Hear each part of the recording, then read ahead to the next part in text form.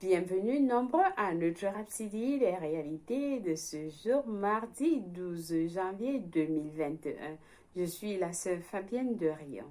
Alors, je crois que vous avez bien commencé votre journée dans la présence de Dieu. Je vous souhaite une bonne et agréable journée dans la paix, l'amour et la joie de Dieu, car c'est un jour que Dieu nous a donné. Nous sommes bénis et nous allons nous réjouir. Au nom de Jésus-Christ, Amen. Alors, nous allons lire notre passage du jour qui est intitulé « Assurance au jour de la crise ». Oui, assurance au jour de la crise. Alors, Pasteur Chris Oyakilome prend ce passage de 1 Jean 4, verset 17. Nous lisons notre verset du jour ensemble. Tel il est, tel nous sommes aussi dans ce monde. C'est en cela que l'amour est parfait en nous, afin que nous ayons de l'assurance au jour du jugement. Loué soit la parole de Dieu. Alors, la parole nous dit qu'il y aura le jugement. Et notre titre aujourd'hui, c'est Assurance au jour de la crise.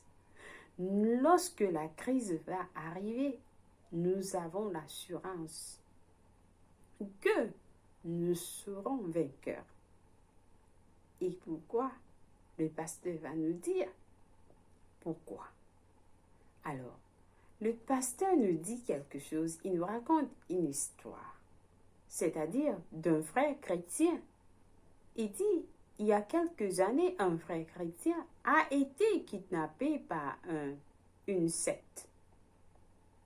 Lorsqu'ils sont arrivés dans le temple des ravisseurs, il a vu les crânes de plusieurs personnes qui avaient été décapitées. Et peu de temps après leur arrivée, les ritualistes ont commencé à faire venir leurs derniers captifs, l'un après l'autre, pour les faire mourir, c'est-à-dire pour les tuer. Alors, soudain, le frère chrétien a commencé à parler en d'autres langues. Comme il parlait en langue, l'un des ritualistes est venu le faire taire, mais il a parlé en langue beaucoup plus fort.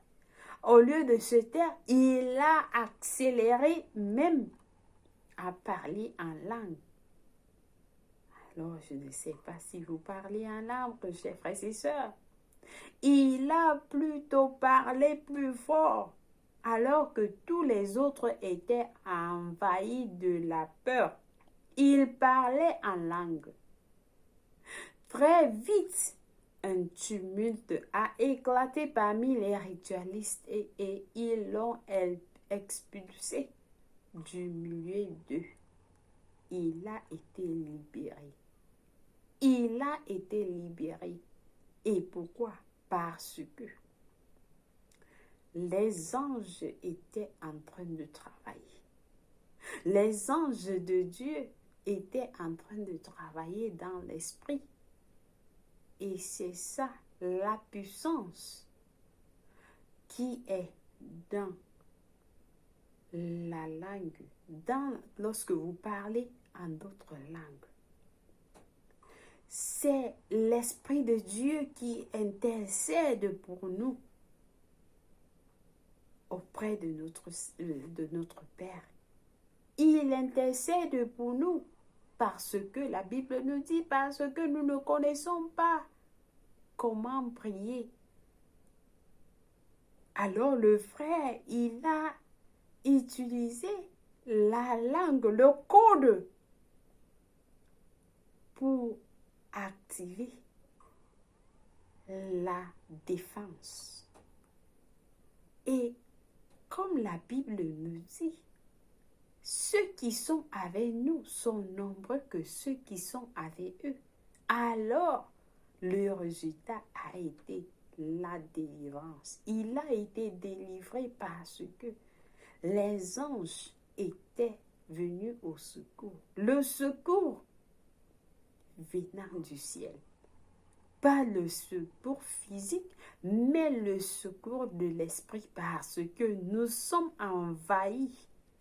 Nous sommes envahis par l'armée de Dieu qui est là pour... Il suffit juste d'utiliser le principe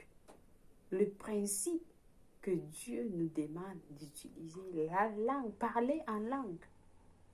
Alors c'est ce que le frère a compris. Il a dit, non, je ne peux pas mourir ainsi. Je suis de la parole. J'appartiens à la parole et non de ce monde. Je suis un enfant de l'esprit. Alors, je suis un esprit et il a pris sa place. Il a parlé en langue pour que l'esprit de Dieu active en sa faveur. Parce que tout marche toujours en notre faveur. Alors, cette expérience du frère révèle ce qui se passe lorsque vous êtes rempli de l'esprit. Vous êtes audacieux. Vous êtes audacieux. Au moment où le trouble survient, la puissance du Saint-Esprit surgira en vous. Des paroles proviendront de vous sous forme de torrents d'énergie divine. Alléluia. La parole nous dit, de votre ventre sortira les sources d'eau vivante. Donc, toutes les paroles que vous avez accumulées, que vous avez reçues en écoutant les vidéos, en écoutant de la parole, en lisant la Bible, tout cela va sortir, va commencer à sortir comme des torrents, comme une rivière d'eau vivante. Et cela va commencer à sortir de vos bouches sans s'en rendre compte. Mais alors, la parole de Dieu nous dit, l'Esprit de Dieu cherche. Il cherche dans le cœur. Il cherche dans votre ventre ce qui est à l'intérieur lorsque vous parlez en langue pour activer cela. Et cela sort de vous. Amen. Loué soit Dieu. Si vous ne connaissez pas parler en langue, demandez juste au Saint-Esprit de Dieu, apprends-moi à parler en langue. Alors je reçois le don de parler en langue au nom de Jésus-Christ. Amen. Loué soit Dieu. Et vous allez commencer à parler en langue. La victoire est assurée dans la plénitude de l'esprit. La victoire est assurée. Lorsque le trouble survient, vous êtes prêts. Vous êtes audacieux au temps de crise. Chers frères et sœurs, le monde, il y a l'incertitude dans le monde aujourd'hui et la Bible nous dit les temps sont mauvais. Les temps sont mauvais. Alors, chers frères et sœurs, il faut que vous soyez préparés pour les temps qui sont mauvais. Alors, il y a plus d'autres choses qui sont en train de venir, comme la Bible nous dit. En tant que chrétiens, nous devons être préparés. Ce n'est pas le jour de la crise que vous allez commencer à chercher la parole de Dieu. Pas du tout. Vous commencez à accumuler la parole de Dieu aujourd'hui. Et lorsque la crise arrive, vous avez les ammunitions. Vous êtes préparés, vous avez les balles. Vous êtes préparés partout, de tous côtés. Alors, soyez prêts. Le mot jugement, ici, dans notre passage, vient du mot grec krisis, c'est-à-dire avec K-R-I-S-I-S, la dérivée du mot français crise. Cela dépeint une période de difficulté, intense ou de danger. C'est la période de danger. C'est la période de difficulté. Il y a des moments où il a été dit qu'un chrétien voyageait en bus et il y a eu un terrible accident et tout le monde est mort. Mais alors, chers frères et sœurs, le chrétien était-il censé mourir avec eux? La réponse est non. Et pourquoi? Il était censé avoir de l'assurance en temps de crise. Lorsque vous vous trouvez devant une situation, ce n'est pas le temps de chercher à savoir quoi faire. C'est le temps d'agir en conséquence parce que vous avez déjà été préparé au départ. La Bible dit, il n'y aura pas de perdu.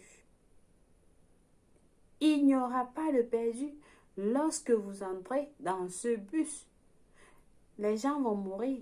Moi, je ne vais pas mourir si je suis dedans. Si c'est planifié, je ne vais pas entrer dans ce bus. Vous appliquez déjà, c'est-à-dire le pasteur continue en nous disant, oh, il pouvait déclarer en ce moment-là, au moment de l'accident, en disant, au nom de Jésus-Christ, je suis préservé, je ne meurs pas. Je ne meurs pas. Et il se peut même qu'il n'avait pas besoin de rien dire parce que il aurait déjà prié avant de monter dans le bus. Il devait déjà prier avant de monter dans le bus. La Bible ne dit pas. La Bible ne dit pas avant que nous crions au jour de la crise. Ça ne nous dit pas ça. Non, elle nous dit que nous avons de l'assurance au jour de la crise. C'est le jour de la crise que nous sommes assurés. Vous êtes assurés pourquoi? Parce que vous êtes déjà préparés avant. Vous avez prié avant. Alors, vous avez l'assurance lorsqu'il y a la crise. Avec cette assurance,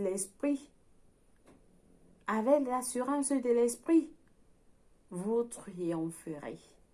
Quelles que soient les circonstances ou la crise. Quelles que soient les circonstances ou la crise, vous êtes vainqueur. Alléluia, loué soit la parole de Dieu. Vous avez été bénis aujourd'hui, je crois bien.